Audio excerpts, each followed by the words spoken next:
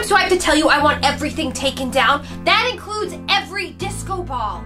Just do it. Redecorating. Oh my God, Eileen! Oh, what are you doing here? Well, my tour bus is taking a pit stop. We are on our way to Boston, but I told the driver we just had to make a stop here in picturesque Village. Oh, I'm so glad you're here. The book tour is going well? Better than expected. I am on my way to being a bestseller. Oh, that's fantastic. How's Basil? I've been so bad about keeping in touch with him. He's good. I miss him. Between my book tour and his quest to find his birth mother, we haven't been able to spend much time together. But we're trying to make it work. What's going on around here? Where are the tables, and why are you telling everybody to take down all the disco balls? I'm selling. It's over. With James gone, I'm now business partners with Lily, and that's just not going to work. I'm cutting loose Sapphire and Martinis. Hey, you! Yeah, you! Catch!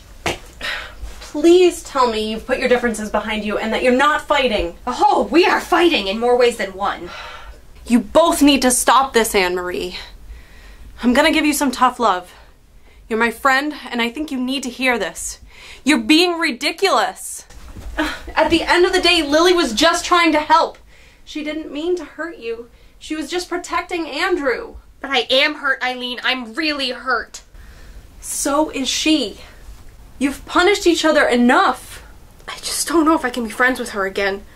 It seems impossible. So much has happened, I wouldn't even know where to start. Well, you better start somewhere, because my patience with your scorched earth attitude towards my sister has completely run out.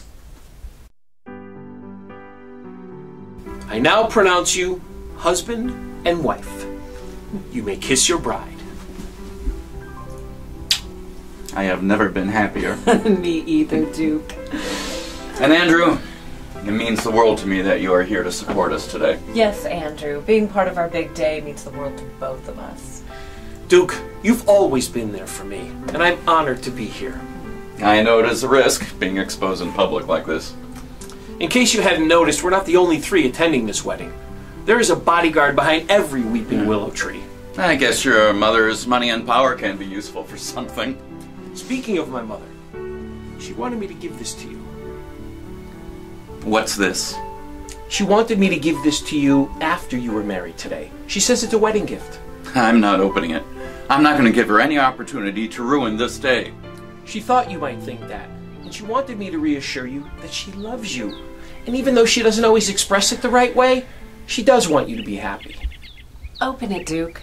You might be surprised. That's my fear. Okay, fine. Dear Duke and Gloria, I want to congratulate you on your special day. I wish the two of you years of happiness and hope that we can move forward together in the future. I want you to join me this afternoon at the Manor House for a small celebration in honor of the two of you. Love, Lavisa. Oh, that's so nice of your mother, Andrew. She's trying, Duke. Give her a chance. I'm going back to the house. Can I expect you both to follow? We'll both be there. Won't we, Duke? Yes, of course. I will see you both soon. Congratulations to you both again. Oh.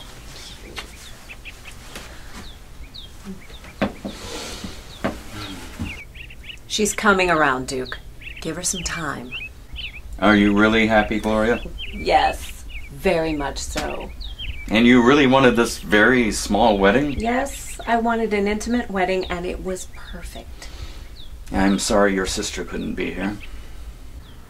But she was. My mother gave her pearl necklace to my sister right before she died. It was my something borrowed. I found it a few weeks ago in her jewelry box when I was checking in at Sis's house. You look beautiful in it. Really? So beautiful. We're gonna have a great life together, Duke. And it's only going to get better when I find my child. And I'm finally going to have the real family I have wanted. I promise you, Gloria, I will do everything in my power to make that happen.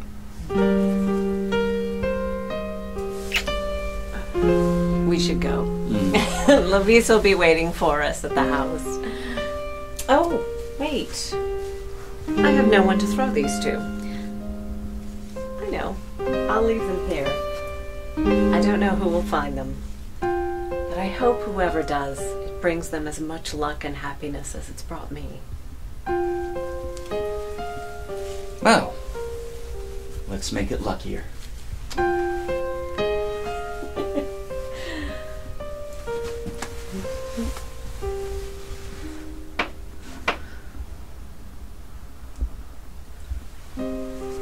It was me you were supposed to marry, not her. She could never love you the way that I love you. How could you do this to me, Duke? How? Lily, what happened to your hair? This isn't Lily, it's Hyacinth, Lily's identical twin sister. What? Hyacinth, what are you doing here? Shouldn't you be riding a giraffe or something in Africa? I'm Eileen Holbrook, by the way. I know who you are. I read your book. Your martini recipes have been the highlight of my entertaining. That's sweet. Thank you. There's nothing sweet about Hyacinth, and the only thing she entertains is the African baboon population. Anne-Marie. It's okay, Eileen. Anne-Marie's cheap insults don't bother me at all.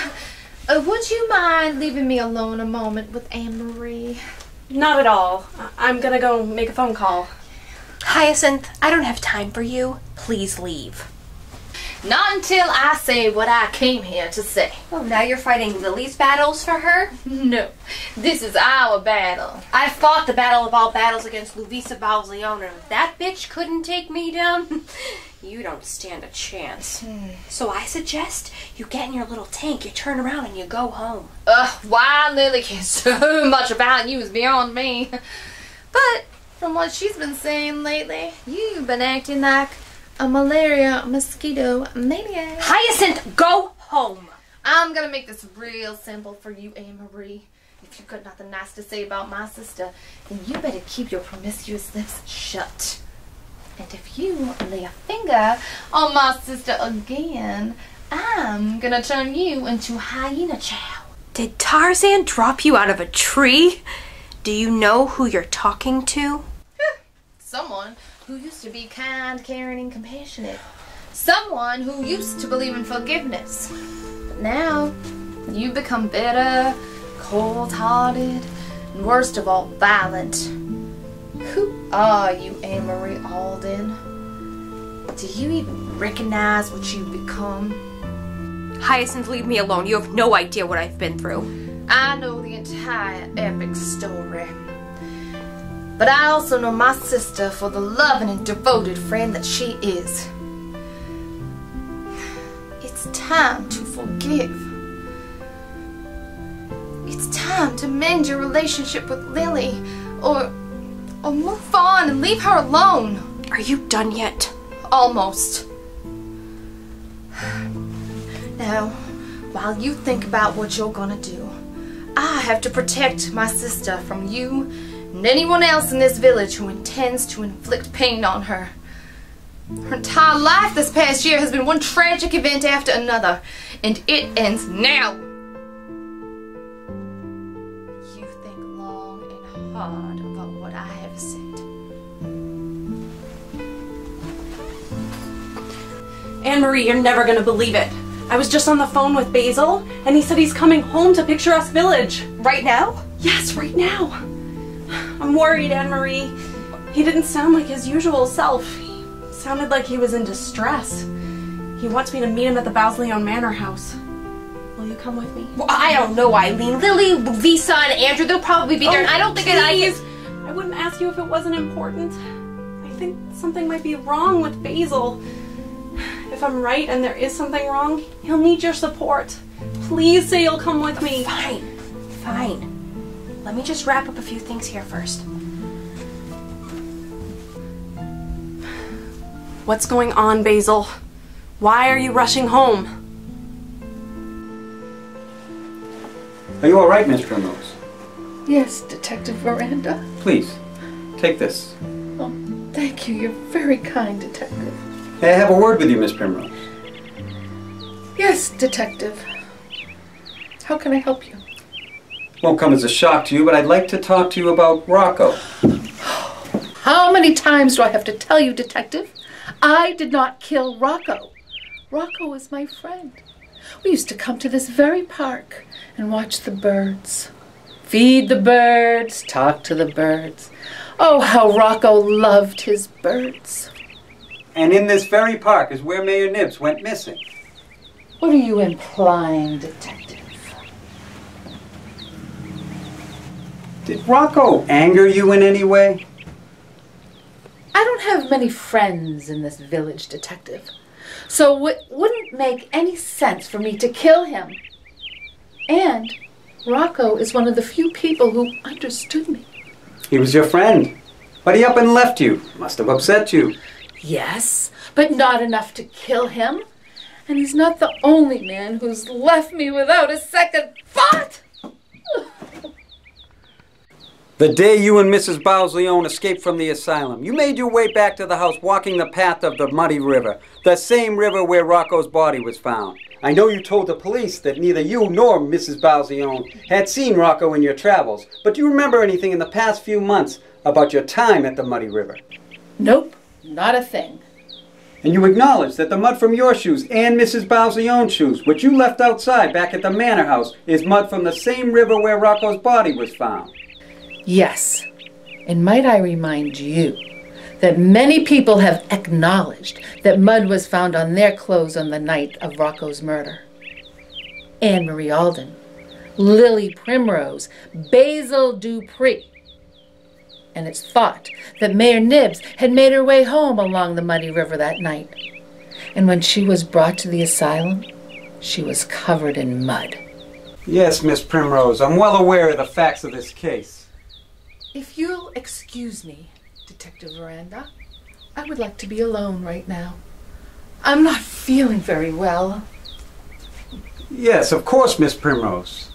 Please contact me if anything new comes to mind about your time at the Muddy River. Good day.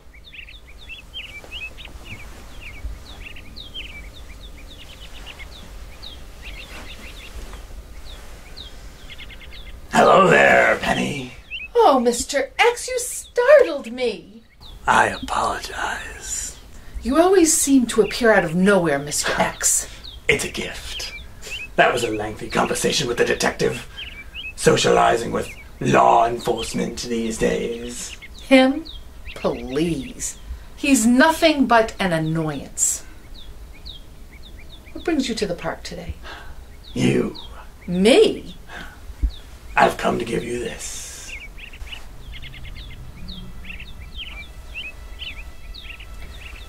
What is this? I don't understand. That is what you're going to use to kill Andrew Bowes-Leon. We already talked about this, Mr. X. Murder isn't my thing. Penny, you owe me, and I have come to collect. Well, but it's... Lovisa and I have become great friends, and I really don't think she'd appreciate me offing her son. It's against some kind of girl code. Oh, Penny. Like you, I just witnessed a beautiful wedding. Oh, it was cheap and tacky, if you want my opinion. There's going to be a celebration this afternoon at the Bowes-Leon Manor House. You know you're one of the very few people who have access to that house. It's crawling with security. Once you return to the house, all you have to do is slip this into his drink.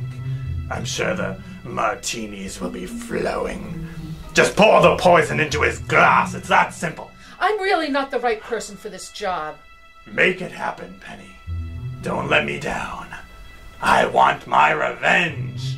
I want Andrew Bowes-Leon dead by the end of the day.